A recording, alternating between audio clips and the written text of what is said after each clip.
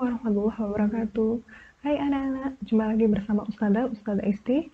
Di sini Ustazah akan menjelaskan tentang pelajaran IPA bab 1, yaitu tentang bentuk dan fungsi bagian tubuh hewan dan tumbuhan. Nah, tapi sebelumnya, marilah kita berdoa bersama. Semoga belajar kali ini diberikan kemudahan oleh Allah. Berdoa mulai.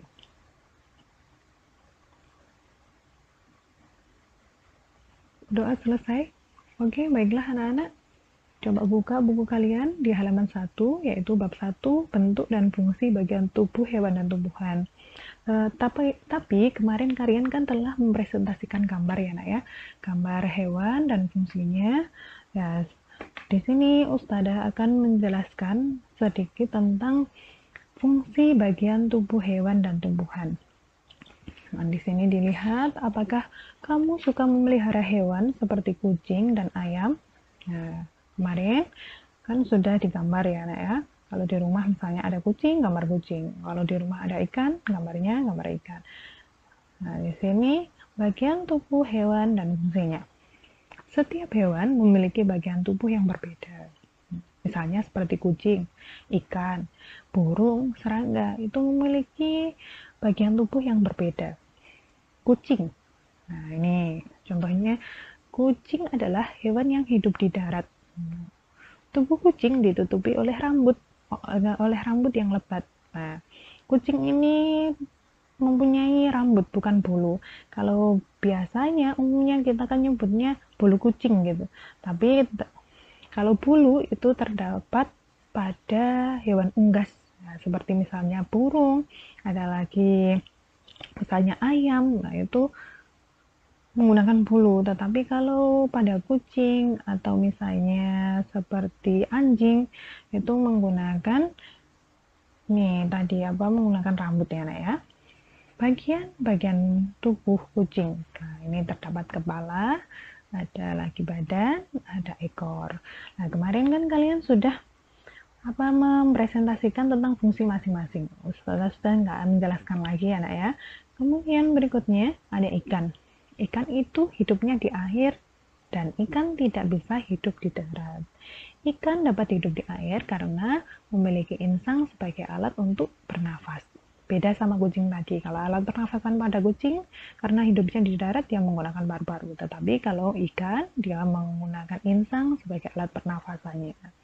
Nah, bagian tubuh ikan itu terdiri dari kepala, ada badan, ada ekor. Ini semuanya mempunyai fungsi masing-masing yang telah kalian jelaskan di video presentasi kalian kemarin ya nak. Kemudian ada burung. Nah, burung ini adalah hewan yang hidupnya di darat. Burung ini memiliki 2 sayap.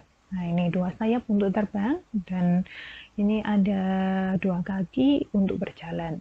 Burung itu dibedakan menjadi 2, yaitu ada burung yang bisa terbang dan ada burung yang tidak bisa terbang. Kalau burung bisa terbang, contohnya di sini ada elang sama merpati. Tetapi kalau burung yang tidak bisa terbang, itu termasuk ayam. Nah, ayam itu termasuk bagian dari burungnya ya. Terus ada penguin. Bagian tubuhnya burung itu terdiri dari kepala, ada badan, ada kaki, ada ekor, dan ada sayap. Kalau serangga ini adalah hewan yang sangat kecil, misalnya seperti semut. Serangga ini memiliki sayap dan ada juga serangga yang tidak memiliki sayap. Nah, serangga yang memiliki sayap itu contohnya seperti lalat, seperti nyamuk, terus kupu-kupu, ada lagi lebah. Tetapi ada serangga yang tidak memiliki sayap, itu contohnya misalnya kutu busuk, kutu rambut, atau semut. Bagian tubuh pada serangga ada kepala, ada badan, ada kaki. Berikutnya, nah, langsung dibuka halaman 7 ya nak ya. Bagian tubuh tumbuhan dan fungsinya. Kan kalau tadi tubuh hewan, kalau ini adalah tubuhnya tumbuhan.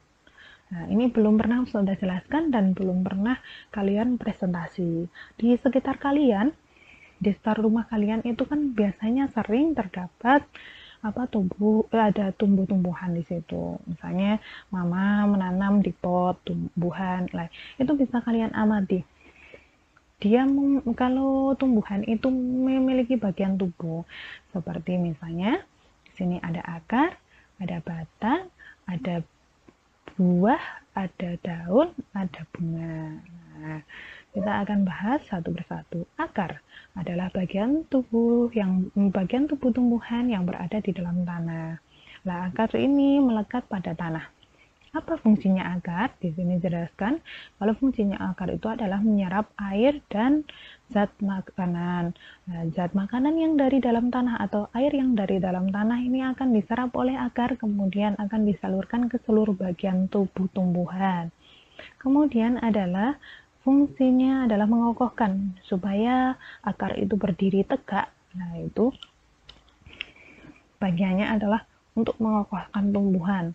Nah, kemudian ada menyimpan makanan. Nah, contohnya akar yang ada cadangan makanannya itu seperti singkong, ada lagi wortel, ada lagi kentang.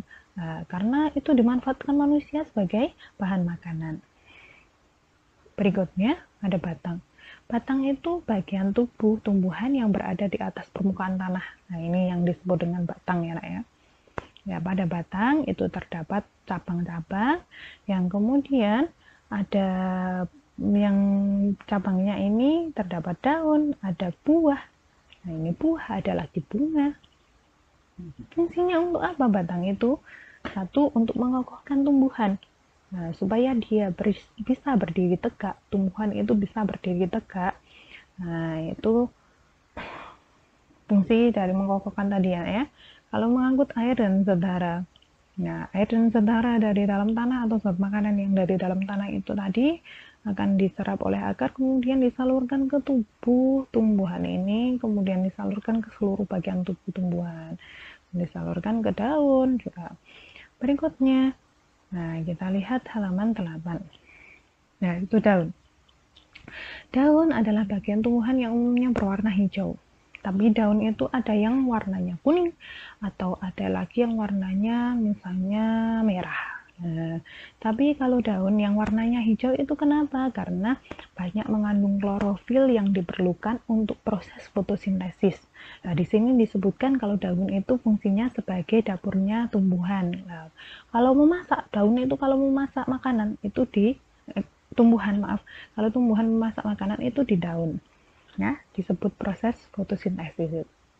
Nah, daun ini dijelaskan di sini mempunyai tulang daun yang berbeda. Contohnya misalnya pada daun mangga. Kalian bisa lihat daun mangga itu tulang daunnya itu kan bentuknya seperti ikan, ya, Nak ya.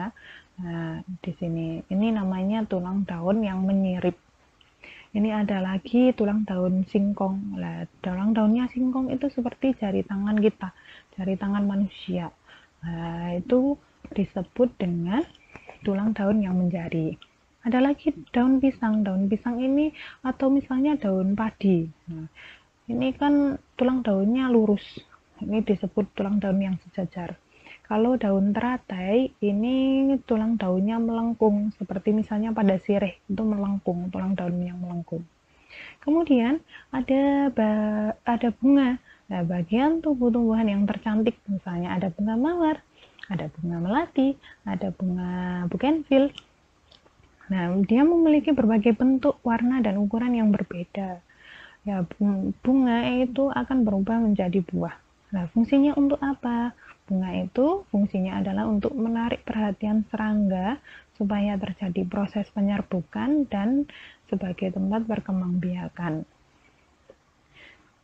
Next, berikutnya ada buah. Nah, buah itu adalah bagian tubuh tumbuhan yang berdaging yang seperti kalian makan. Umumnya lezat dan baik untuk kesehatan. Kita makan buah yang dihasilkan tumbuhan, misalnya seperti mangga, jambu, jeruk. Nah, biji ini adalah bagian tubuh tumbuhan yang umumnya terdapat di dalam buah.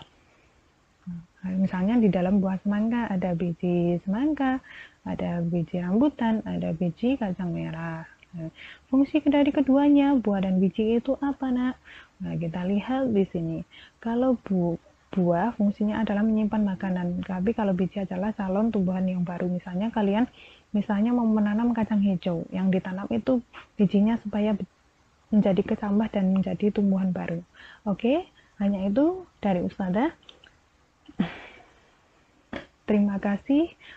Semoga pelajaran kali ini bisa bermanfaat dan wassalamualaikum warahmatullahi wabarakatuh.